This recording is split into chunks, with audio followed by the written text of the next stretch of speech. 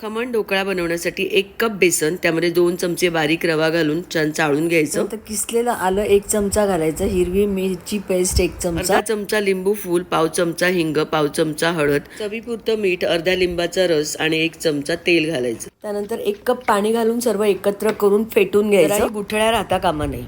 मिश्रण असंच 15 मिनिटं झाकून ठेवायचं. 15 मिनिटानंतर 1 चमचा इनो घालून पुन्हा थोडं फेटून घ्यायचं. मिक्स करताना अशा प्रकारे पीठ चांगलं फुगून वर आलं पाहिजे. तेलाने ग्रीस केलेल्या थाळीमध्ये हे मिश्रण ओतून घ्यायचं. एखादं मोठं भांडं किंवा कढाईमध्ये खाली अशा प्रकारे पाणी आणि रिंग ठेवून थाळीत ओतलेलं मिश्रण 15 ते 20 मिनिटांसाठी वाफवून घ्यायचं. 15 मिनिटानंतर सुरीने अशा प्रकारे चेक करून बघते. सुरी क्लीन बाहेर आली. ढोकळा छान शिजला. आता त्यावर फोडणी करून ओतायची आहे. फोडणीत मोहरी, हिंग, सफेद तीळ, कढीपत्ता आणि मिरच्या घातल्या. सर्व छान परतल्यावर त्यामध्ये अर्धा कप पाणी, 1 चमचा साखर आणि चवीप्रमाणे मीठ घातलं. ढोकळा थंड झाल्यावर हव्या त्या आकारात कट करून त्यावर तयार केलेली फोडणी ओतायची. वरून कोथिंबीर घालायची. मस्त जाळीदार ढोकळा तयार.